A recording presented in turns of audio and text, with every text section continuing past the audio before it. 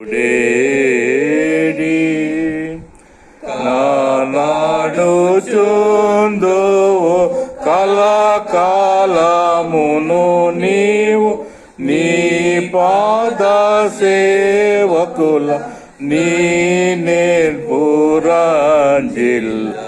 నీవు తోడై ఉన్న చాలు యేసు నిత్యం నాకది మేలు నీ వంటి ఉపకారి ఏడి కర్త నా వంటి కడుదీనుడేడి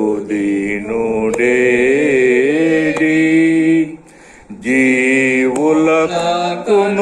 కల్గు జీవాంబుని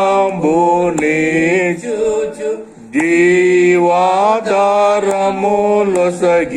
జీవులను బ్రోచే నీవు తోడైయున్న చాలు యేసు నిత్యము నాకది మేలు నీ వంటి ధనవంతుడేది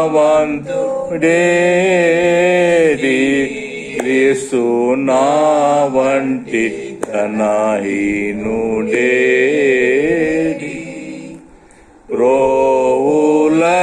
ప్రోవులయున్నది ఈవులు నీయందు నీవు వాణి నొసగి నిర్యతంబు నను గావు నీవు చాలు యేసు కది మేలు. నోరు బాగా తెరవాలి సుచి. చికెన్ లెగ్ పీస్ తీసేటప్పుడు ఎట్లా తెరుస్తాం నోరు మనం? పాట పాడేటప్పుడు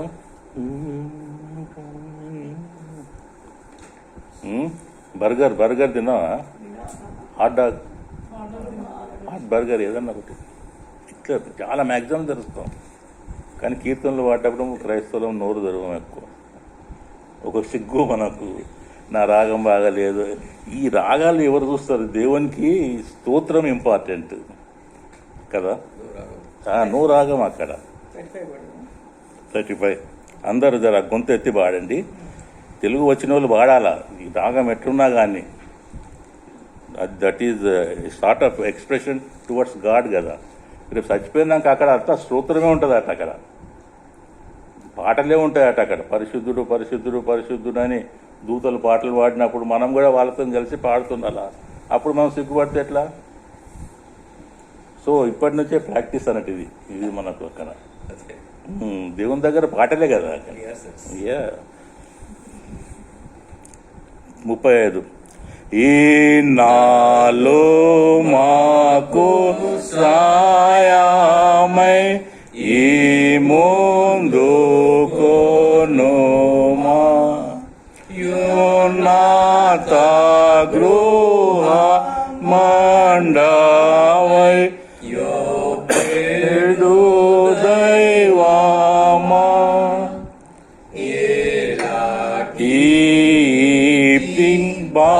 బాధాయు నీవచుయేటిలో కలుగకుండా బ్రోవావే గానంపు ప్రేమతో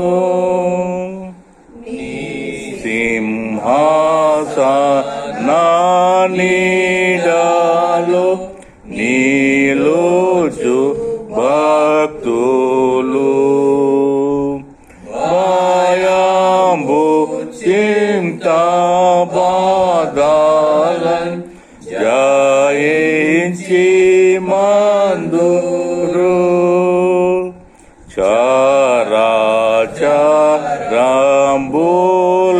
చరాచరంబులెల్లను జనించుక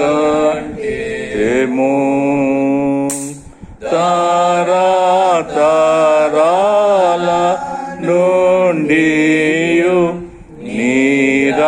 రాజ్యము నేడు ఈ నాలు మాకు సాయమై ఏలుచుగాచిన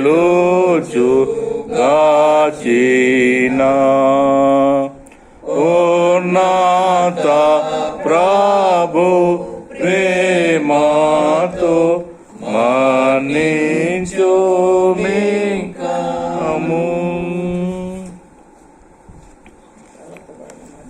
లాస్ట్లో పాడుతుంది దేర్ షల్ బి షేర్.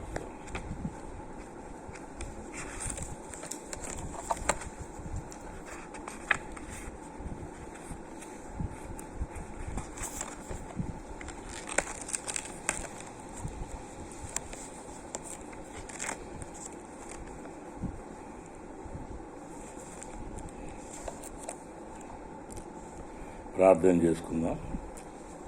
దయగల మా తండ్రి, కృపగల మా ప్రభువ, మహోన్నతుడా, మహాగణుడా, పరిశుద్ధుడా, పరమ తండ్రి, నీకు వందనాలు, స్తోత్రం చెల్లిస్తున్నాం తండ్రి. నాయన తండ్రి, గడిచిన కాలమంతయో, గడిచిన రోజులన్నీ నాయన తండ్రి నీ కృపలో మమ్మల్ని రద్దపరిచి నాయన తండ్రి, ఈరోజు నాయన తండ్రి ఈ విధంగా మేమందరం కలుసుకొని నీ నామాన్ని స్తుతించుతూ నీ నామాన్ని ఘనపరుస్తూ నాయన తండ్రి మేమందరం ఇక్కడ కూడుకొని నాయన తండ్రి నిన్ను ఆరాధించుండగా మా మధ్యన ఉండండి తండ్రి. నాయన తండ్రి,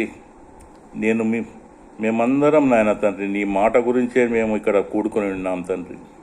నాయన తండ్రి, నీ మాట ఎండిన ఎముకలను సైన్యంగా చేసింది కదా ప్రభువా. నీ మాట చనిపోయిన లాజర్ను బ్రతికించింది కదా ప్రభువా. నాయన తండ్రి, అటువంటి మాట ఈరోజు మేము వినాలని ఇక్కడ కూడుకొని ఉన్నాం ప్రభువా. ఒక ఉజ్జీవం నాయన తండ్రి తీసుకుని రండి నాయన తండ్రి. అపోస్తుల కాలంలో నాయన, ఆనాటి కాలంలో జరిగిన ఉజ్జీవం నాయన తండ్రి మళ్ళీ మేము చూడాలి నాయన తండ్రి ఈ కాలంలో. అటువంటి నాయన ఒక రిఫర్మేషన్ తీసుకొని రండి తండ్రి. నాయన తండ్రి, నీ కృప మా మీద ఉంచండి నాయన తండ్రి. నాయన తండ్రి, నీ కృప మా మీద ఉంచి మేము మీ మాట ధ్యానం చేస్తుండగా నాయన తండ్రి నీ మాట మాలో నాటుకుపోవాలి నాయన. మా హృదయాల్లో నీ మాట అది నాటుకొని వృక్షమై నాయన తండ్రి అది మా హృదయాల్లో నిరంతరం ఉండాలి తండ్రి. నాయన తండ్రి, నీ మాటని నాయన తండ్రి నీవు చెప్పావు నాయన తండ్రి, భూమి ఆకాశాలు గతిస్తే గతించినేమో కానీ నా మాట గతించదని చెప్పినావు నాయన తండ్రి. నీ మాట నాయన తండ్రి అది మాకు మార్గదర్శకత్వం వహించి మా జీవితం ఉన్నంత వరకు, మాలో ఊపిరి ఉన్నంత వరకు, మా జీవితం తర్వాత కూడా నాయన తండ్రి నీ కాపుదల భద్రత మాకు అనుగ్రహిస్తున్నందుకు నీకు వందనాలు, స్తోత్రం చెల్లిస్తున్నాను తండ్రి. నాయన తండ్రి, ఇక్కడ కూడి ఉన్న ప్రతి ఒక్కరిని ఆశీర్వదించండి. ముఖ్యంగా నాయన తండ్రి పెద్ద గురించి ప్రార్థిస్తున్నాను నాయన తండ్రి. ఈరోజు తన బర్త్డే చేసుకుంటున్నగా నాయన తండ్రి గడిచిన ఇన్ని సంవత్సరాలు నాయన తండ్రి నీ కృపలో భద్రపరిచినావు నాయన తండ్రి. ప్రతి ఒక్క ఆపద నుంచి, ప్రతి ఒక్క ఉపద్రవం నుంచి తప్పించినావు నాయన తండ్రి. అనారోగ్య పరిస్థితుల గుండా నడిచినా కానీ ఏమీ కాకుండా నాయన తండ్రి నువ్వు నీ రక్షణ ఆ బిడ్డకు అనుగ్రహించి నాయన నీ రెక్కల చాటున భద్రపరిచి నాయన తండ్రి కోడి తన పిల్లలను తన రెక్కల కింద ఎలా దాస్తుందో అలా దాచినందుకు నీకు వందనాలు, స్తోత్రం తండ్రి. నాయన తండ్రి, నీ కృపా బిడ్డపై నుంచి ఇంకను నాయన తండ్రి రానున్న కాలంలో ఎటువంటి తెగులు, ఎటువంటి అపాయం జరగకుండా కాపాడండి తండ్రి. నాయన నీకు సాక్షిగా బ్రతుకులాగా నీ కృపా బిడ్డపై ఉంచండి నాయన తండ్రి. కూడి ఉన్న అందరికీ నాయన పేరు పేరున ఆశీర్వదించి నాయన తండ్రి పిల్లలను పెద్దలను అందరినీ దీవించి కాపాడి నీ వాక్యం ధ్యానం చేస్తుండగా తండ్రి నీవే మా మధ్య నుండి నాయన తండ్రి మన హృదయ తలంపులను అన్నిటిని నాయన తండ్రి నీ కంట్రోల్లో ఉంచుకొని నీ కృప మా మీద ఉంచుమని యేసుక్రీస్తు అతి పరిశుద్ధమైన నామములో తండ్రి అయిన దేవుణ్ణి అడిగి వేడుకుంటున్నాం మా పరమ తండ్రి. ఆమేన్, ఆమేన్, ఆమేన్.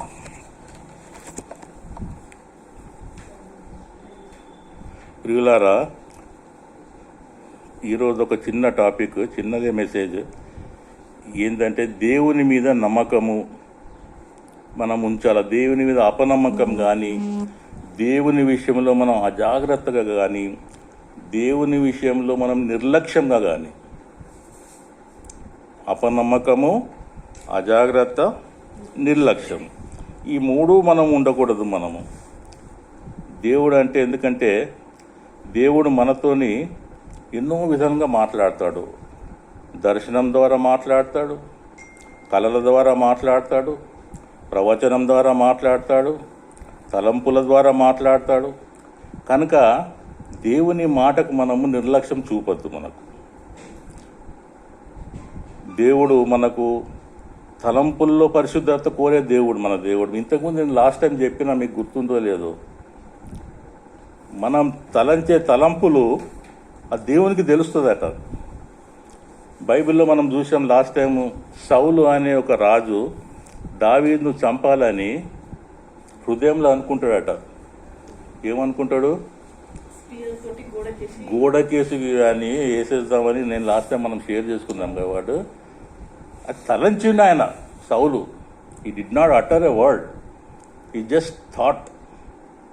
వీడిని అక్కడ కూర్చొని వాడు అక్కడ సితారా వాయిస్తున్నాడు, వీడిని ఒక్క పోటు ఇక్కడి నుంచి ఇసిరేస్తే వాడు గోడకు ఫిక్స్ అవుతాడు అని చెప్పి. కానీ దేవుడు అది విని ఆ తలంపును చూచి ఆయననే గోడకు వేలాడిస్తాడు, గోడకు ఫిక్స్ చేస్తాడు అన్నట్టు. తలంపులల్లా పరిశుద్ధత కావాలా. ఒక స్త్రీను నువ్వు మోహపు చూపు చూస్తేనే, అంటే తలంపుల్నే నువ్వు అనుకుంటే దట్ ఈస్ అడల్టరీ అని చెప్పేసి నూతన నిబంధనల దేవుడు దాన్ని మోడిఫై చేస్తాడు కదా. దట్ మీన్స్ ఈ wanted holiness in our thoughts అన్నట్టు. నాట్ ఓన్లీ ఇన్ అవర్ మన సైట్లో కానీ మన చూపులో కానీ కానీ మన తలంపుల్లోనే పరిశుద్ధత కోరుకునే దేవుడు. కనుక అటువంటి దేవుణ్ణి మనము దేవుని మాటకు మనం మీద మన అపనమ్మకం కానీ నిర్లక్ష్యం కానీ మనం దాని మీద ఎటువంటి ఇది చేయకుండా చేయాలి. కానీ బైబిల్లో మనం చూస్తే కొంతమంది మంచి దేవుని భక్తులు దేవుని మీద కొంచెం నిర్లక్ష్యము, కొంచెం అజాగ్రత్త, కొంచెం అపనమ్మకం పెట్టినట్టు మనకు బైబిల్లో తెలుస్తుంది. అది దాంట్లో కొన్ని ఒక 4-5 ఉదాహరణలు మనం తీసుకొని ఈ ధ్యానిద్దాం. అది మొదటిది బైబిల్ ఉన్నాయి కదా, ఆదికాండము 18వ అధ్యాయము 10వ వచనం. Genesis, English Bible? No English Bible? Take up, పిల్లలు చూడాలి మీరు. జెనిసిస్ 18:10. అందుకైన 18:10. అందుకైన మీదటికి ఈ కాలం నీ యొద్దకు నిశ్చయముగా మరలా వచ్చేదను. అప్పుడు నీ భార్య అయిన శారాకు ఒక కుమారుడు కలుగునని చెప్పాను. శారా ఆయన వెనుక నుండి నా గుడారపు ద్వారమందు వినుచుండెను. అబ్రహామును శారాయును బహుకాలము గడిచిన వృద్ధులై ఉండిరి. స్త్రీ ధర్మము శారాకు నిలిచిపోయేను గనుక శారా నేను బలము ఉడిగిన దానైన తరువాత నాకు సుఖము కలుగున, నా యజమానుడు వృద్ధుడై ఉన్నాడు కదా అని తనలో నవ్వుకొనెను. అంతటా యెహోవా అబ్రహాముతో, వృద్ధురాలనైన నేను నిశ్చయం. చాలు, ఇక్కడ దాకా చాలు. ఇది అందరికీ తెలిసిన వాక్యమే కదా. చాలామందికి బైబిల్లో ఇది శారాకు దేవుడు ప్రత్యక్షం చెప్తేప్పుడు చాలా నవ్వుకున్నదని చెప్పి తెలిసిన వాక్యమే. అయితే ఇక్కడ మనం చూస్తే అబ్రహాముకు దేవుడు మధ్యాహ్నం పూట, దేవుడు ఎప్పుడు వచ్చిండు అబ్రహాం దగ్గరికి? ఎండ పూట అని ఉన్నది కదా బిగినింగ్లో. మొదటి అధ్యాయం మన ఇల్లే 10వ దాంట్లోనే, మన 18లా మొదటి దాంట్లో 18:1. మరియు మమ్రే దగ్గరనున్న సింధూర వనములో అబ్రహాము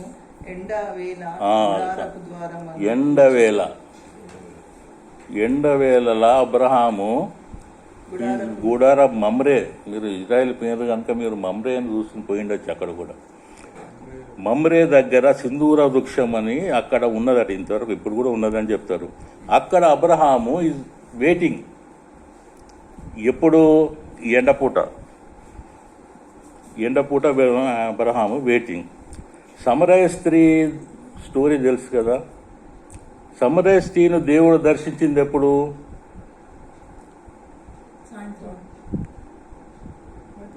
మధ్యాహ్నము 12 గంటలకు, సుమారు 12 గంటలకు యేసుక్రీస్తు ప్రభువు సమరయ స్త్రీ దగ్గరికి వచ్చింది. సుఖాను అనే బావి దగ్గరికి వచ్చింది.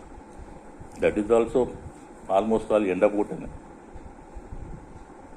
పేతురు అపొస్తల కార్యంలో మధ్యాహ్నం బాగా ఆకలైతుంటే ప్రార్థన చేస్తాడు. అప్పుడు ఆకాశం నుండి చతుష్పాద జంతువులన్నీ ఒక కార్పెట్లా అన్నీ వస్తాయి. అది ఎప్పుడు? అది మధ్యాహ్నమే.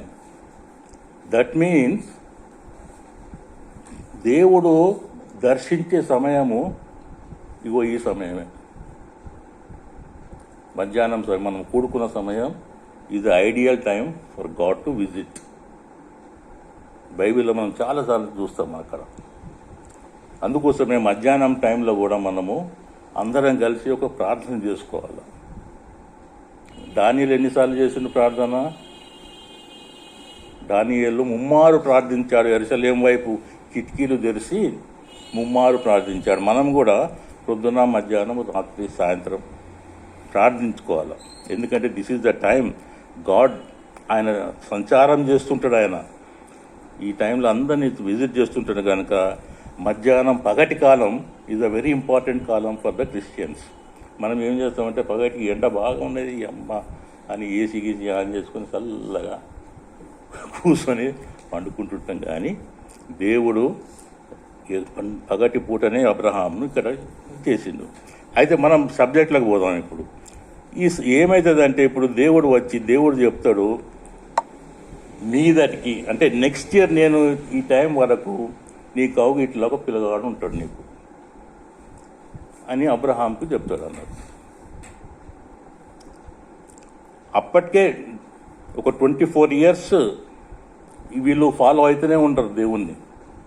అబ్రహాంతో మాట్లాడుతూనే ఉంటాడు దేవుడు, దేవుడికి ఫాలో అవుతూనే ఉన్నారు. ఎందుకంటే ఇప్పుడు అబ్రహాం వయసు 99 సంవత్సరాలు. నెక్స్ట్ అంటే 100 years అప్పుడు నీకు కొడుకు అన్నట్టు. అయితే ఈ సారా ఏం చేస్తుంది? లోపలికి నుంచి వింటుంటుంది conversation between God and Abraham. ఈ పరద ఉంది కదా, పరద వెనక నుంచి విని అనుకుంటుందట, నా మొగుడేమో ముసలోడు 100 years ఓల్డ్, నాకేమో స్త్రీ ధర్మం అయిపోయింది, ఇది ఏంది, ఇది ఈయన చెప్పేది ఏంది అని నవ్విందట. పాపం తనలో తాను నవ్వుకున్నది. ఎందుకు నవ్వింది? దేవుడు ఇస్తాడా అని నమ్మిందా పిల్లగాడు, లేకపోతే ఇవ్వనని నమ్మిందా?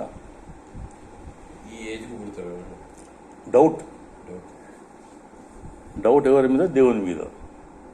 నమ్మలే. అయితే మనం ఈ వాక్యంలో ఇంకా కిందికి చదివితే ఆమె నవ్వింది దేవుడు తెలుస్తుంది. సారా నవ్వనేలా అంటాడు అక్కడ. కొంచెం కింద చూస్తే మీకు తెలుస్తుంది. అది 11 12 అంటారు. ఇప్పుడు చదివారు కదా మీరు, 10 చదివినారు మీరు. దాని కింద ఉన్నదా? ఉన్నదా శుచి?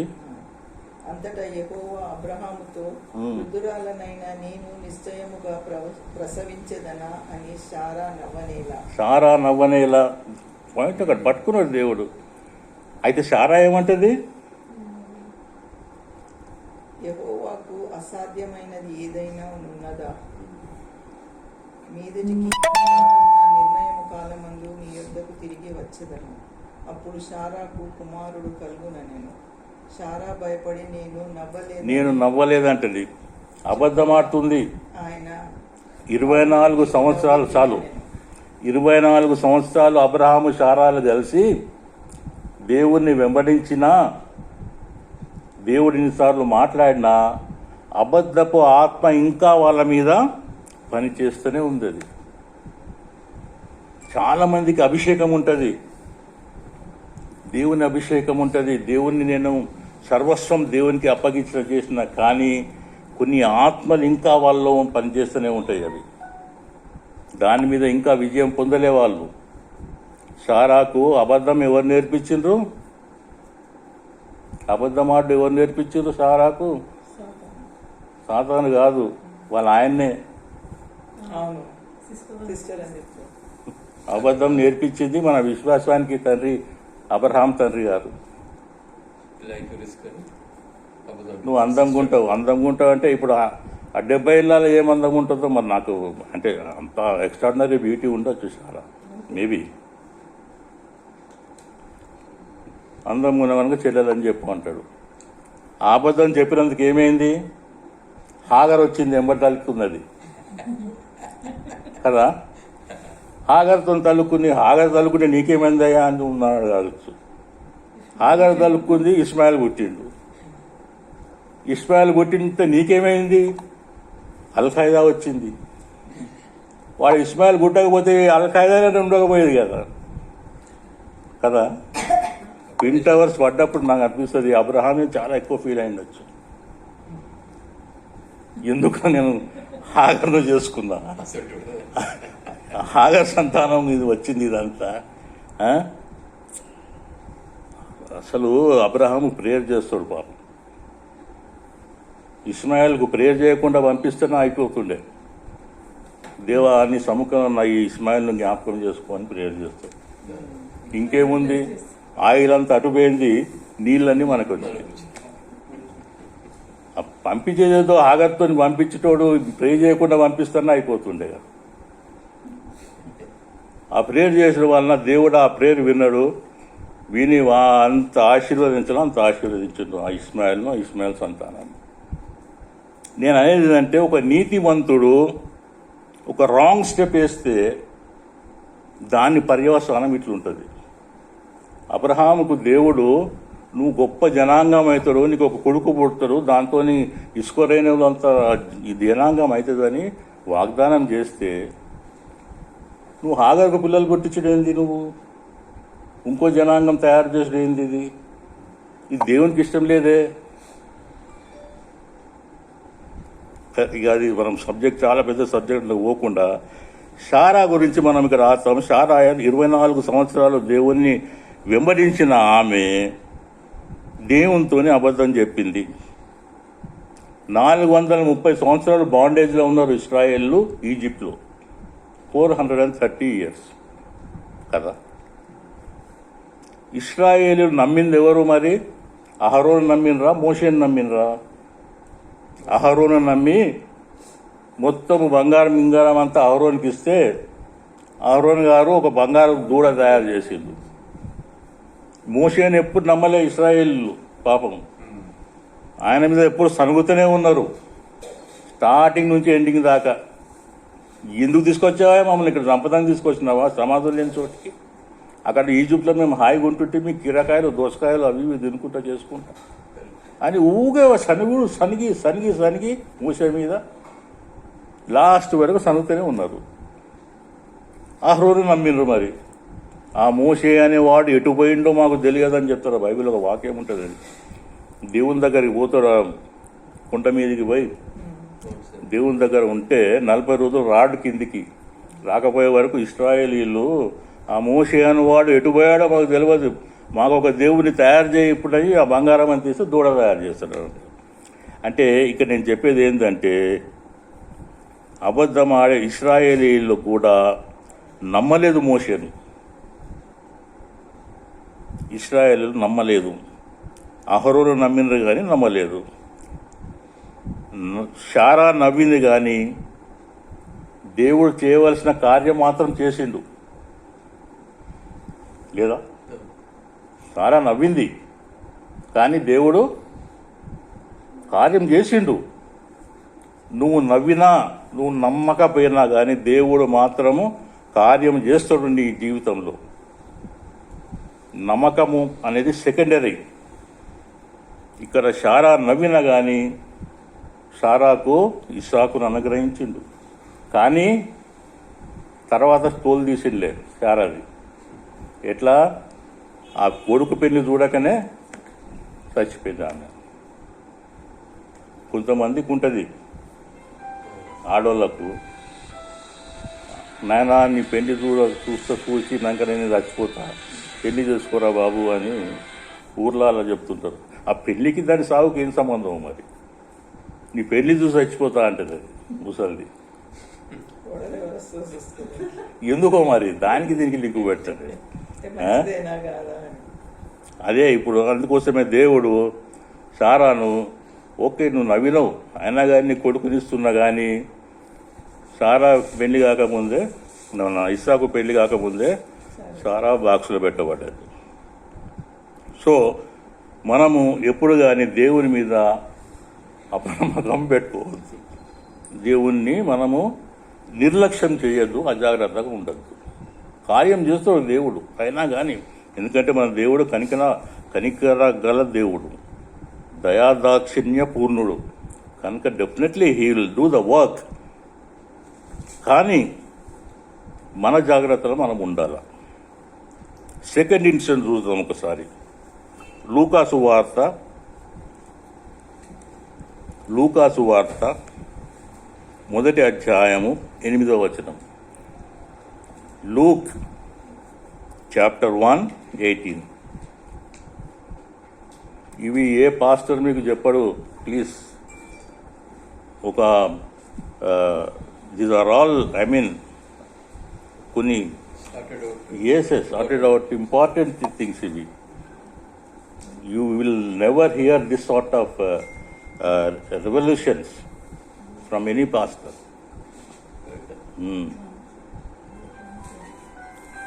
ఒకటే అధ్యాయము 8వ వచనం చదవండి. జకరయ తన తరగతి క్రమము చొప్పున దేవుని ఎదుట యాజక ధర్మము జరిగించుచుండగా యాజక మర్యాద చొప్పున ప్రభు ఆలయములోనికి వెళ్ళి ధూపం వేయుటకు అతనికి వంతు వచ్చెను. ధూప సమయమందు ప్రజలు సమూహమంతయు వెలుపల ప్రార్థన చేయుచుండగా ప్రభు దూత ధూపవేదిక కుడివైపున నిలిచి అతనికి కనబడగా జకరయ అతని చూచి తొందరపడి భయపడిన వాడాయను. చాలు. ఇక్కడ జకరియా యాజకుడు అంటే ఇంగ్లీష్ ఏముంది అక్కడ? ఫస్ట్ 8.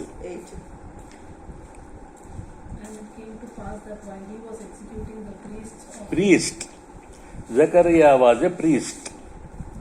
ఆయన వంతు వచ్చింది ఆ రోజు. మందిరానికి వెళ్ళిండు. బయట అందరూ పబ్లిక్ ఉన్నారు, లోపలికి ఓన్లీ యాజకుడు ఈజ్ అలౌడ్ దట్ టైంలో. ధూపం వేస్తుంటే ఒక్కసారి ఆ ధూపం దగ్గర ఒక దూత నిల్చున్నాడు. ఎట్లుంటుంది ఒక్కసారి చూడంగానే? అది మామూలు దూతనా? అది గాబ్రియల్ దూత. సడన్గా చూసే వరకు జకరయ్య అసలే ఎవరు లేరు చర్చిలో. సాలిటరీ చర్చ్, పెద్ద చర్చ్, యెరూషలేం గుడి. ఒక్కసారి దూత నిల్చుండగానే జకరియా పజల్ అయిపోయాడు. Zechariah as a priest. Okay. అయితే 18వ వచనం ఒకసారి చూడండి. 18th verse. జకరియా లూకా. నాకేలాగూ తెలియను, నేను ముసలివాడను, నా భార్యయు బహుకాలము గడిచినదని ఆ దూతతో చెప్పగా, దూత నేను దేవుని సముఖమందు నిలుచు గాబ్రియేలును, నీతో మాట్లాడుటకును ఈ సువార్తమానము నీకు తెలుపుటకును పంపబడితిని. మరియు నా మాటలు వాటి కాలమందు నెరవేరును, నీవు వాటిని నమ్మలేదు. ఒక్క నిమిషం. నీవు వాటిని నమ్మలేదు. ఎవరండి Zechariah? Is a priest. Is not a business man, is not a software engineer, is not ఏదో కూలీ నాలి చేసుకుంటాడు కాదు. Is a priest. ప్రీస్ట్ అంటే ఈయనకు బైబిల్ తెలిసి ఉండాలి కదా. మరి ఈయన ఆది కాండంలో అబ్రహాముకు 100 సంవత్సరంలో కొడుకు పుట్టిండు అంటే అది ఆయనకు జకర్యాకు తెలిసి ఉండాలి కదా యాజ్ ద ప్రీస్ట్. జకర్యాకు ప్రసంగాలు చేసి ఉండొచ్చు కదా ఇస్రాయేల్ పబ్లిక్. మరి ఇక్కడ దూత ఏమంటాడంటే, దేవుడు ఏమంటున్నాడు, నువ్వు నమ్మలేదు, నీకు ఎలిజబెత్కు కొడుకు పుడతాడు అంటే నువ్వు నమ్మలేదు. అరే ఇదేంటిది? నీ ప్రీస్ట్ అయి ఉండి జకర్యా ఎలిజబెత్కు కొడుకు పుడతాడంటే నేను ముసలోన్ని అయిపోయినా, ఎలిజబెత్ ముసలిది అయిపోయింది అంటే నువ్వు ప్రీస్ట్ ఉండి ప్రీస్ట్హుడ్ చేస్తూ ఈ అబ్రహాం సంగతి మర్చిపోయినాను. మన పితరుడు ఎట్లా మర్చిపోతాడు? ఆయన మర్చిపోలేడు అది కదా.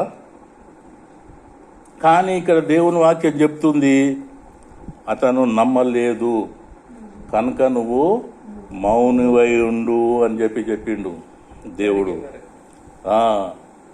అయినా కానీ జకర్యా మౌనంగా ఉన్న ఆ మూగవాడైనా కానీ తర్వాత మాత్రం పశ్చాత్తాపం పడలే ఆయన. సారా కూడా నవ్వింది కానీ తర్వాత దేవుని దగ్గర క్షమాపణ కానీ నవ్వినందుకు ఏమైనా ఇచ్చేసినా కానీ క్షమాపణ చెప్పలేదు ఆమె. జకర్యా ఆల్సో డిడ్ సేమ్ థింగ్. నమ్మలే. దేవుని ఇంత ప్రీస్ట్హుడ్ చేసుకుంటా నీకు కొడుకు పుడతానంటే నమ్మలేదు. అది దేవుని వాక్యం, దేవుని దూత, గాబ్రియల్ దూత స్వయంగా చెప్తుంది. నేను దేవుని సముఖం నుండి గాబ్రియల్ దూతను నేను, నా మాట నువ్వు నమ్మలేదు కనుక నువ్వు మౌనమై ఉందువు, నువ్వు మూగోడవై ఉందువు. ఇది ఎక్కడ ఆలయం లోపల జరుగుతున్నది ఈ conversation, not out side.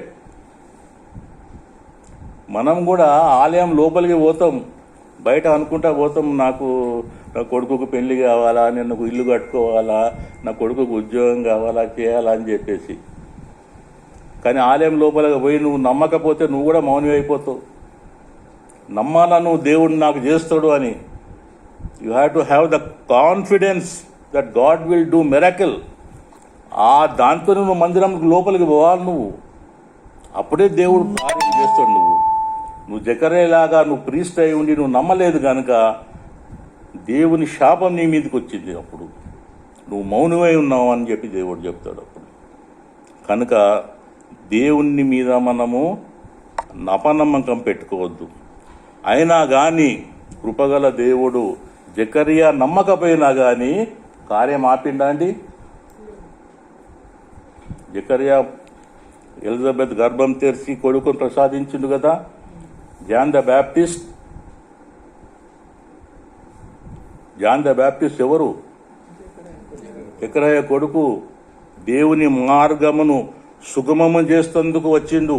Is the forerunner for the Jesus to clear all the obstacles for coming of Jesus.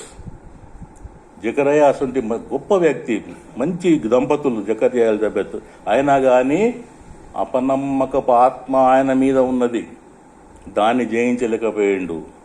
Sarah మంచిది, మంచి ఇల్లాలు, అబ్రహాంకు తగిన ఇల్లాలు, కానీ అబద్ధపు ఆత్మ ఆమె జయించలేకపోయింది. దేవుణ్ణి చూసి నవ్వింది, అయినా కానీ దేవుడు ఇచ్చిండు. అఫ్కోర్స్ జకర్యా నువ్వు మూగవాన్ని అవుతావు కానీ కొడుకును మాత్రం ఇచ్చిండు. నువ్వు నమ్మలేదు, నీకేమి ఇవ్వాలి, నీకు కొడుకుని ఇవ్వాలనుకున్నా కానీ నువ్వు నమ్మలేదు కనుక నీ కొడుకుని ఇయ్యని అన్నారా దేవుడు? ఇచ్చిండు కొడుకు. నువ్వు కూడా నీకు నమ్మకం తక్కువైనా కానీ దేవుడు కార్యం చేస్తాడు నీ జీవితంలో. కానీ దాని సైడ్ ఎఫెక్ట్స్ కూడా ఉంటాయి తర్వాత. ఈ యోహాను పుట్టిండు. యోహాను మీకు తెలుసు అనుకుంటా. యోహాన్ డైట్ ఏంటండి? ఏం తింటుండే యోహాను?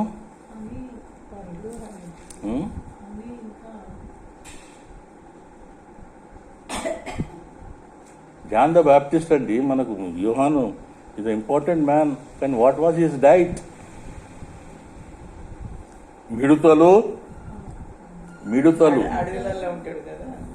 మిడుతలును అడిగితేనే. మన డైటు కోడిగుడ్లు, చికెన్లు, బర్గర్సు. భోజనం విషయంలో మనం కొంచెం క్రమశిక్షణ ఉండాలా, క్రమం ఉండాలా. ప్రతిదానికి క్రమం ఉండాలా. క్రమం లేకపోతే అది అక్రమం.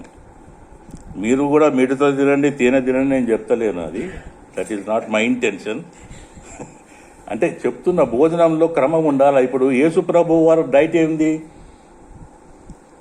యేసుప్రభు వారు ఎక్కడున్నా కానీ ఎండిన చేప మాత్రం తిన్నాడు అని చెప్పి బైబిల్లో ఉన్నది. ఎమ్మాయికి పోయే గ్రామంలో కానీ శిష్యుల దగ్గరకు వచ్చిన కానీ కాల్చిన చేపను తిన్నాడు. చేప was the diet of the Jesus Christ. మనం ఇష్టమున్న మాంసం తిని, ఇప్పుడు తమ్మ చెప్పేటట్టు ముంగిస మాంసము, ఆ మాంసం, ఈ మాంసం తిని మన కడుపుడు 8 నెలల ప్రెగ్నెన్సీ లాగా ఉన్నాయి మనకు. ఎందుకు ఇవి అంటే చేప తినం మనం కదా. చూడండి మన కడుపులు ఎట్లున్నాయి ఇప్పుడు. ఎందుకంటే మనం ఇష్టమనే తింటున్నాం మనం. Jesus Christ was only eating fish. భోజనంలో క్రమం ఉండాల. క్రైస్తవులకు భోజనం విషయంలో కానీ, బట్టల విషయంలో కానీ, దుస్తుల విషయం చాలామంది కేర్లెస్ ఉంటాం మనం. మీకు తెలుసు కదా, ఏలియా ప్రవక్త ఏలియా ఎలీషాకు ఏమిచ్చిండు? పోతూ పోతూ మీ ఆహారం పోతూ దుప్పటి ఇచ్చిండు. ఆ దుప్పటి తీసుకుపోయి యోర్దాన్లో కొడితే యోర్దాన్ చీలిపోయి ఒక రోడ్డు తయారైపోయింది, పొడి రోడ్డు. మన దుప్పటి ఇస్తే మనం కప్పుకుంటే లేనిపోయిన గజ్జి మనకు తలుపుకుంటుంది. అంటే చెప్తున్నాను నేను, క్రైస్తవులం మనము పరిశుద్ధంగా ఉండాలి. మనము యేసుక్రీస్తు అదేమి వస్త్రపు చెంగును ముట్టితే బాగా అయిపోయింది.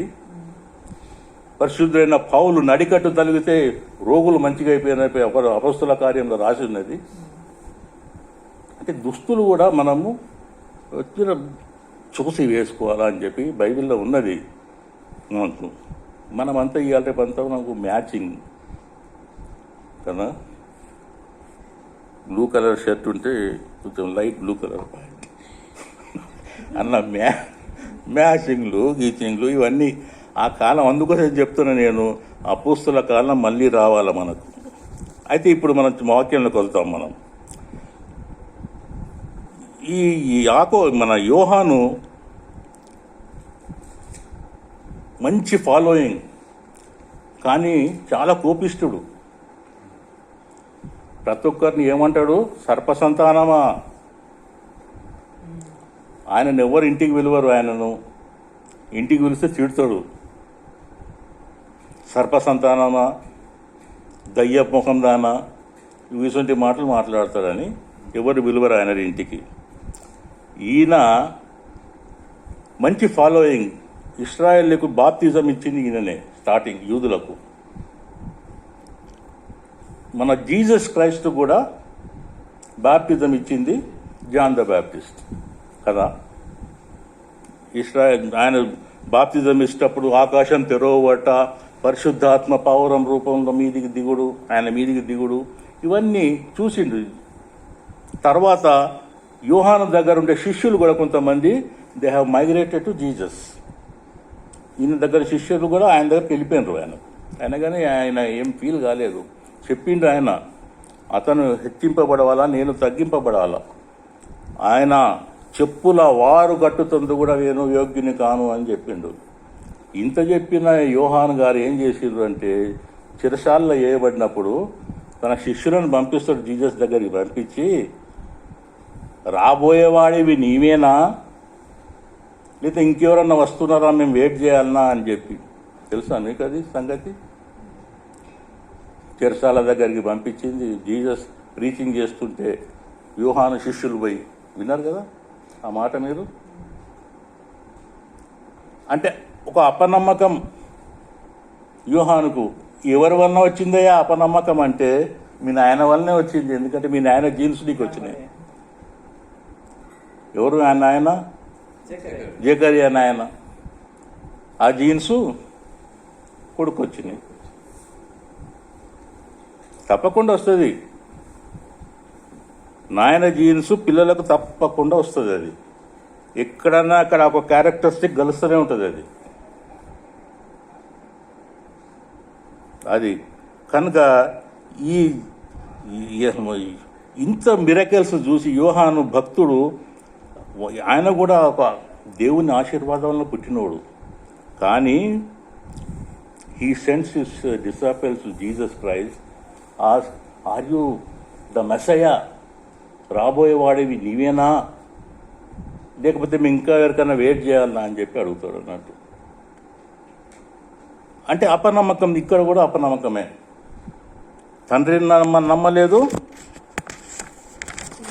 కుమారుడు కూడా నమ్మలేదు. సో ఇక్కడ కూడా ఒక అపనమ్మకం అనేది జాన్ ద బ్యాప్టిస్ట్లో కూడా మనం చూస్తున్నాం.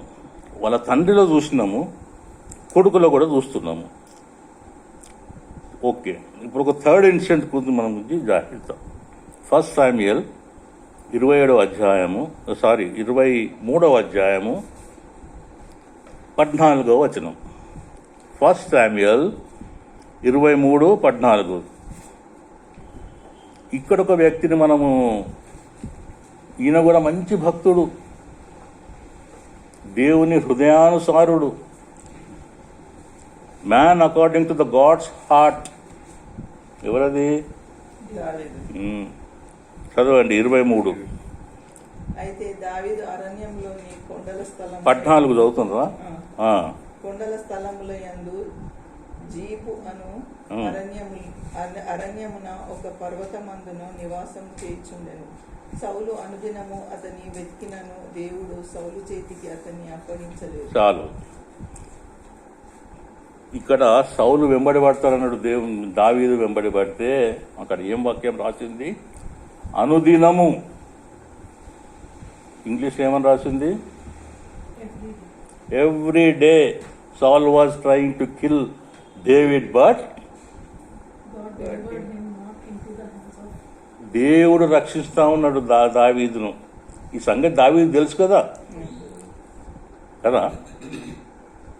దావీద్ మస్ట్ బి నోయింగ్ కదా దట్ గాడ్ ఈజ్ డెలివరింగ్ మీ. అనుదినము ట్రై చేస్తున్నాడు. ఇది 23లా. ఇంకా కొంచెం ముందుకు పోతే 27:1 చూడండి. 27:1 సేమ్ చాప్టర్, 1 సమూయేలు 27:1.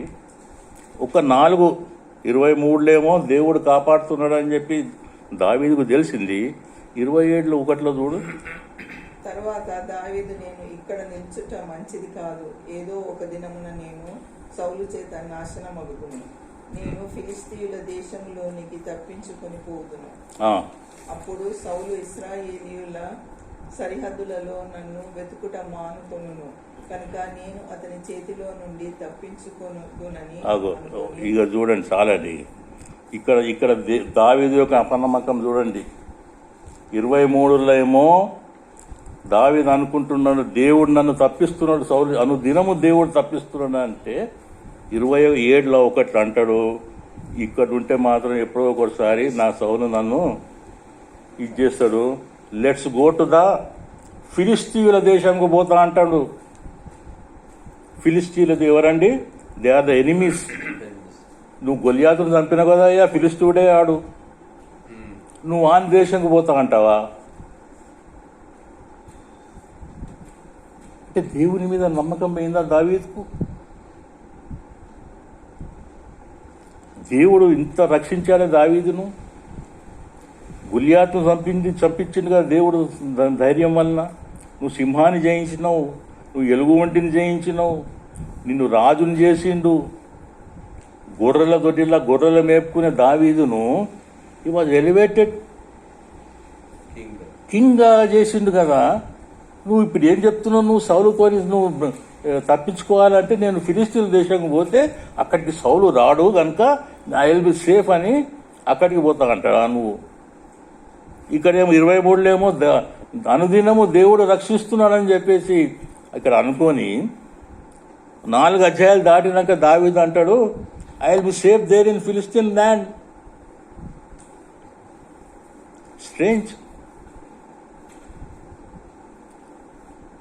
అప్పుడు నమ్మకం లేకుండా దేవుని మీద ఆ టైంలో. అయితే అక్కడ ఫిలిస్తీన్లు మాత్రం ఈయనను రెడ్ కార్పెట్ వేసి వెల్కమ్ చేసిండ్రా మరి. 29 చూడండి ఒకసారి. 29 అధ్యాయం 29 6వ వచనం. ప్రియులారా 16 నెలలు ఉన్నాడు దావీదు ఫిలిస్తీన్ల దేశంలో. 6వ వచనం చదవండి. 29:6. కాబట్టి ఆకీషు దావీదును పిలిచి, యెహోవా జీవం తోడు, నీవు నిజముగా యథార్థపరుడవై ఉన్నావు. దండులో నీవు నాతో కూడా సంచరించుట నా దృష్టికి అనుకూలమే. నీవు నా యొద్దకు వచ్చిన దినము నుండి నేటి వరకు నీయందు ఏ దోషమును నాకు కనబడలేదు గాని సర్దారులు నీయందు ఇష్టం లేక ఉన్నారు. సర్దారులు అంటే ఫిలిస్తీన్ వాళ్ళ కింగ్స్ ను కాల్డ్ సర్దార్. 10వ వచనం చదివిన అట్లే 10th. కాబట్టి ఉదయంన నీవు నీతో కూడా వచ్చిన నీ యజమానుని సేవకులను త్వరగా లేవవలని ఉదయమున లేచి తెల్లవారగానే బయలుదేరి పోవలెనని దావీదునకు ఆజ్ఞయించెను. అదో కావున దావీదును అతని జనులను ఉదయమున త్వరగా లేచి ఫిలిస్తీయుల దేశమునకు పోవలెనని ప్రయాణమైరి. ఫిలిస్తీయులు దండెత్తి యెజ్రెయేలునకు పోయిరి. ఫిలిస్తీన్లతో యుద్ధానికి పోయి సపోర్ట్గా పోదాం అనుకుంటే ఫిలిస్తీన్లు వెళ్ళగొట్టారు దావీదును. నువ్వు వద్దు మాకు, నువ్వు వెళ్ళిపో, నువ్వు నీ అవసరం లేదు మాకు. ఈ ఫారిన్ ఎంబసీస్లో ఒక్కొక్కసారి ఇప్పుడు పాకిస్తాన్ ఎంబసీ మన ఇండియాలో ఉంది. వాడు ఏదన్నా ఒక ఎస్పెనేజ్ అంటే గూఢాచారి చర్య చేసిందనుకో, అప్పుడు వానికి ఇమ్యూనిటీ ఉంటుంది. Government cannot prosecute that man. కానీ he will be declared as a persona non grata అంటారు దాన్ని. అంటే is not a person not to be fit to live in the country. అట్లా దావీదును ఫిలిస్తీన్లు they declared him as a persona non grata. అయ్యా మహాన్ బావా, ఇక నువ్వు నీ మనుషులను తీసుకొని నువ్వు ఫిలిస్తీన్ దేశం నుంచి వెళ్ళిపో అని చెప్పేసి వెళ్ళగొట్టిర్రు. ఎందుకంటే ఆయనతో ఇన్సల్ట్ చేసుకోవాలా పోయి ఆ దేశంకు పోయి? When God is protecting you all the while, అనుదినము దేవుడు నిన్ను రక్షిస్తున్నప్పుడు why should you go to the enemy country? ఫిలిస్తీన్లకు ఇస్రాయిల్లకు ఒక జమానా నుంచి నడుస్తుంది. యెహోషువ టైం నుంచి మనం చూస్తాం, న్యాయాధిపతుల టైం నుంచి నడుస్తూనే ఉంది టసల్ బిట్వీన్ ఫిలిస్తీన్స్ అండ్ ఇస్రాయిల్. మరి ఆ దేశానికి నువ్వు ఎందుకు పోవాలి? నువ్వు అంటే దేవుని మీద నమ్మకం పోయింది దావీదుకు ఆ టైంలో. అందుకోసమే దేవునికి దావీదుకు కలగవలసిన కష్టాలన్నీ కలిగినాయి. దేవుని హృదయానుసారుడైన దావీదుకు కలగవలసిన కష్టాలన్నీ కలిగినాయి. అండ్ దావీదు కొడుకు ఎవరు? సొలొమోను. మహాజ్ఞాని, అనంత జ్ఞాని. అటువంటి జ్ఞానవంతుడు ఇశ్రాయేల్లో ముందు పుట్టలేదు, తర్వాత పుట్టలేదు అని చెప్పి దేవుడు చెప్తాడు. అటువంటి జ్ఞాని ఏం చేసిండమ్మా ఆయన? యెరూషలేము గుడి కట్టించి చేసిన తర్వాత 2 సార్లు దేవుడు ప్రత్యక్షమై సొలొమోనుతో మాట్లాడిన తర్వాత నువ్వు అన్యదేవతల గుడులు కట్టిస్తావా? నువ్వు అన్యదేవతలు పూజిస్తావా? నువ్వు నాకు ఒక సంగతి చెప్పండి, మీరు అందరికీ మంచి నాలెడ్జ్ ఉన్నది. సొలొమోను స్వర్గానికి పోయింటాడా, ప్యారడైస్కు, లేదా నరకానికి పోయింటాడా? మీ దీనిలో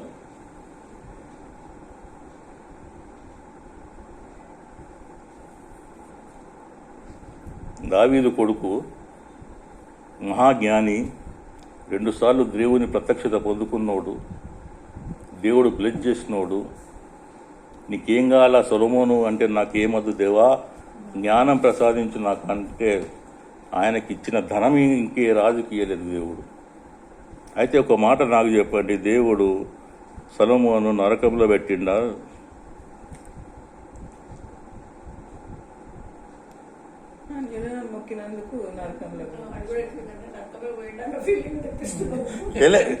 ఐ మీన్ ఆయన ఇప్పుడు ఎంతమంది భార్యలను చేసుకున్నాడు? అన్నీ ఉన్నాయి. 1600 పైన పెళ్లిళ్ళు చేసుకున్నావు. అన్ని గుళ్ళు కట్టించినావు నువ్వు. ఇటు యెరూషలేములో పూజ ధూపం గీపం అన్ని బంద్ చేయించినావు. అన్ని ఆ బయలుదేవతలకు, ఆ దేవతలకు, ఈ దేవతలు అన్నిటికీ గుడ్లు కట్టించి అక్కడ పూజలు చేసుడు అన్నీ చేసినావు. నువ్వు భ్రష్టుడైపోయినావు. నువ్వు దేవునికి అగనిస్ట్గా పోయినావు. నువ్వు దేవుడు చెప్పిండు, నన్ను పూజింపక వేరే దేవుని పూజింపకూడదు. అయినా కానీ దావీదు కొడుకు అని చెప్పేసి ఆయనను స్పేర్ చేసిండు దేవుడు. కానీ దేవుని న్యాయం ముందు దేవుడు పక్షపాతి కాడని చెప్పి బైబిల్ చెప్తుంది. దేవుడు పార్షాలిటీ చూపించిందా సొలొమోనుకు? లేదు, చూపించలేదు. తర్వాత రాజ్యాన్ని అక్కడ సొలొమోను తర్వాత బైఫర్కేట్ చేసేసిండు దేవుడు. ఇశ్రాయేల్ రాజ్యాన్ని రెండుగా విభజించేసిండు. ఒకటి యూదా దేశం పోయింది, ఒకటి ఇశ్రాయేల్ పోయింది. అప్పటి వరకు ఒకటే నడుస్తుండేది. ఈ సొలొమోను తర్వాత రెండు అయిపోయినాయి. అది ఎక్కడ ఆశీర్వాదాలు ఎక్కువైపోతే కొంచెం కష్టమే. ఇంకా శోధన వచ్చేసింది, అంత చేసుకున్నాడు. ఇది ఎందుకు వచ్చిందంటే దావీదులో ఉన్న జీన్స్ సొలొమోనులో పనిచేసినాయి. మళ్ళా క్యారీ ఫార్వర్డ్ అయిపోయినాయి జీన్స్. కనుక సొలొమోను చేసిండు. ఆయన నమ్మలేదు జీసస్ను. సొలొమోనుకు 2 సార్లు ప్రత్యక్షంగా మాట్లాడిండు దేవుడు, కళల ద్వారా మాట్లాడిండు దేవుడు. అయినా కానీ మరి సొలొమోను ఎందుకు నమ్మలేదో అర్థం కాలేదు మనకు. Okay, right. ఇంకొక ఎగ్జాంపుల్ తీసుకుందాం. ఒకటి ఆదికాండము 25వ అధ్యాయము 19. జెనసిస్ ఇది ధ్యానించి మనం ముగించుకుందాం. 2 అవుతున్నది. ఆదికాండము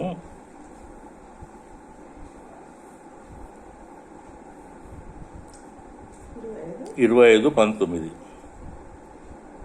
అబ్రహాము కుమారుడగు ఇస్సాకు వంశావళి ఇదే.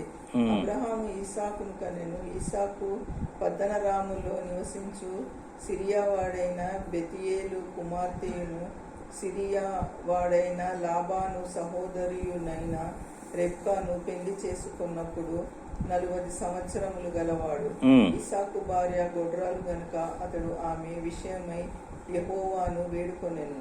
యెహోవా అతని ప్రార్థన వినెను గనుక అతని భార్య అయిన రెబ్కా గర్భవతి ఆయను. ఆమె గర్భములో శిశువులు ఒకనితో ఒకడు పెనుగులాడిరి గనుక ఆమె ఇలాగైతే నేను బ్రతుకుట ఎందుకని అనుకొని ఈ విషయమై యెహోవాను అడుగ 26 చదవండి ఒకసారి. 26 వర్స్. తర్వాత అతని సహోదరుడు బయటికి వచ్చినప్పుడు అతని చెయ్యి ఏశావు మడిమెను పట్టుకొని ఉండెను కనుక అతనికి యాకోబు అను పేరు పెట్టబడెను. ఆమె వారిని కనినప్పుడు ఇస్సాకు 60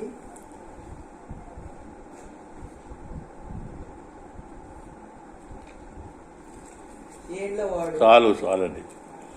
ఇస్సాకు పిల్లలు పుట్టింది ఎప్పుడు అండి? పెళ్ళి ఎప్పుడైంది? ఇప్పుడే చదివారు కదండి. 40లో పెళ్ళి అయింది. రెబెకాని తెచ్చుకొని చేసుకున్నాడండి. 20 ఏండ్లు పిల్లలు పుట్టలేదండి ఇస్సాకుకు. 20 ఏండ్లు ఏం చేసిండు ఇస్సాకు? 19వ ఏట ప్రార్థన చేసిండు దేవునికి. 59వ సంవత్సరంలో దేవునికి ప్రేయర్ చేసి ఉండొచ్చు. 60లో పుట్టింది. అక్కడ దేవుణ్ణి వేడుకొనగా అని చెప్తున్నది. మరి నువ్వు ఫ్రమ్ 40 నుంచి ఏం చేసినావు? వేడుకోలేదు దేవునికి. నువ్వు ప్రార్థనాపరుడవే కదా. ఈయన కాదు, యాకోబు చేసిండు. ఇస్సాకు ఇక్కడనే ఉన్నాడు, తండ్రి దగ్గరనే ఉన్నాడు. ఇస్సాకు ఏం చేసిండండి 19 ఏండ్లు? మీకు రావాల ప్రశ్న అది. 60 ఏండ్లప్పుడు పుట్టిండ్రు, పిల్లలు పుట్టిండ్రు. 40 నుంచి 60 అంటే మధ్యాహ్నం ఎంత? ఏం చేసిండు 19 సంవత్సరాలు? ఎందుకు ప్రార్థన చేయలేదు దేవునికి? ప్రార్థనా పరుడు కదా. పెళ్లికి ముందు పొలంలో పోయి ప్రార్థన చేసిండట అన్నారు ఉంటుంది. పొలంలో దేవుని ధ్యానిస్తున్నప్పుడు ఎలియాజరు రెప్కామని తీసుకొని గుంటల మీద వస్తున్నారు అని చెప్పి బైబిల్లో రాసి ఉంటుంది కదా. అది అంటే సాయంత్రం పూట కూడా పొలంలో కూడా పని చేసుకుంటూ దేవుని ధ్యానించేవాడు కదా ఇస్సాకు. వాగ్దాన పుత్రుడు కదా. మరి 19 ఏళ్ళు ఎందుకు ఆగేండు? ఎందుకు ఆయన భార్య గుడ్రాలేమన్నది? దేవా నా భార్యకు సంతానం ప్రకటించని చెప్పి పెళ్ళైన సంవత్సరం, ఒక 2 సంవత్సరాలు, 5 సంవత్సరాలు ఈ జీన్స్ చాలా పనిచేస్తాయి బైబిల్లో. ఇది నాకు అనిపిస్తుంది ఎందుకు మరి ఇస్సాకు why did Isaac did not pray to the God for the children for 19 years. What made him not to pray to God? దేవుని మీద నమ్మకం లేకనా? ఎందుకు ప్రేయర్ చేయలేదు? 59 సంవత్సరంలో ప్రేయర్ చేసి ఉండొచ్చు, దేవా నాకు బిడ్డలను ప్రసాదించు దేవా, రిబ్కా గర్భం తెరువు దేవా అని చెప్పి ప్రేయర్ చేస్తే అప్పుడు దేవుడు 2 పిల్లలను ప్రసాదించినప్పుడు. అంటే ఇంత మంచి వ్యక్తులు దేవుడు 13 సార్లు బైబిల్లో నేను ఇస్సాకు దేవుడును, నేను యాకోబు దేవుడును, నేను అబ్రహాం దేవుడు అని చెప్పుకున్న దేవుడు ఇస్సాకుకు ఎందుకండి? ఇస్సాకు ఎందుకు ప్రేయర్ చేయలేదు దేవునికి?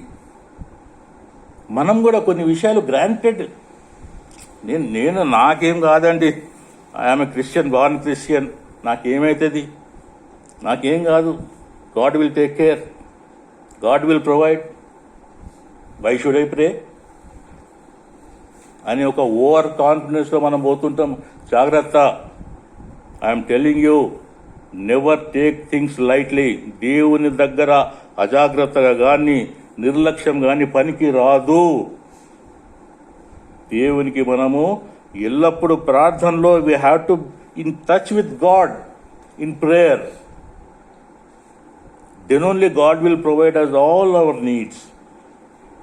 కానీ మనకు అది లేదు. మనం ఓవర్ కాన్ఫిడెన్స్లో పోతుంటాము. వై షుడ్, గుడికి పోతున్నాం కదా. జకర్యా గారు యాజకపత్యం చేసిండండి, ప్రీస్టూడ్ చేసిండు. ఆయనకెందుకు అపనమ్మకము? Yes God, you are a God who provided son to the Abraham at the age of 100 అని చెప్పి జకర్యాకు తెలియదా? తన దగ్గరికి వచ్చే వరకు నమ్మడు, ఇంకోళ్ళది నమ్ముతాడు. నీకు కొడుకు పుడతా అంటే నువ్వు నమ్మవు, నువ్వు అబ్రహాంకు పుడతా అంటే నమ్ముతావు నువ్వు. ఏంటిది అపనమ్మకం మన క్రైస్తవులలో? దేవుని మీద అంత అపనమ్మకం ఎందుకు?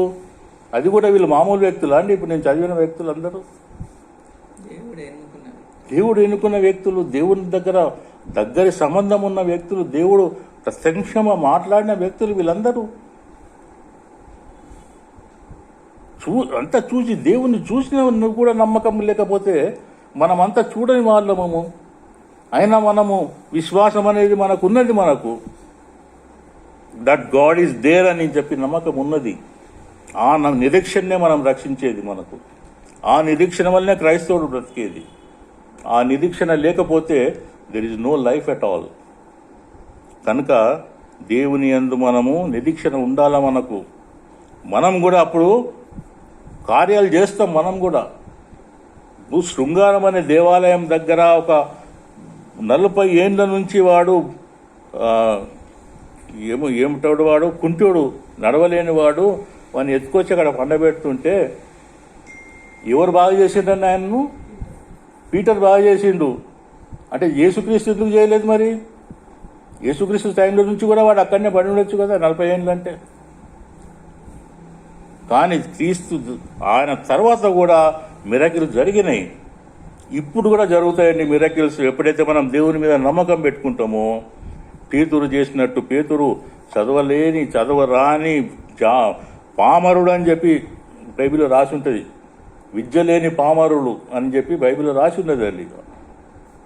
విద్య లేని పామరుడు 2 పత్రికలు రాసిండు. ఎట్లా రాసిండు? దేవుని కృప వలన రాసిండు. పేదోరికి ఇచ్చిన దేవుడు కృప మనకి ఇయ్యరా దేవుడు?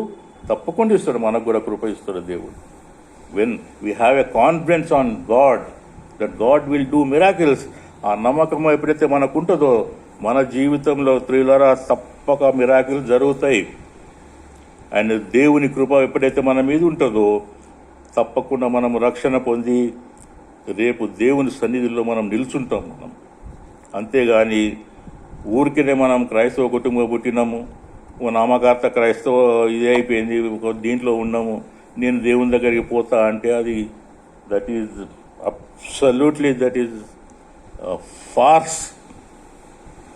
దేవుని దగ్గరికి పోవాలంటే నువ్వు రక్షణ పొంది ఉండాలి. అది లేకపోతే నువ్వు ఎంత పెద్ద ప్రీస్టు అయినా, నువ్వు ఎంత పెద్ద బిషప్ అయినా, నువ్వు ఎంత పెద్ద పోపు అయినా, ఎవరైనా కానీ దేవుని రాజ్యంలో ప్రవేశించుట దుర్లభం. We have to have salvation లేకుండా దేవుని దగ్గరికి పోవుట అసాధ్యము.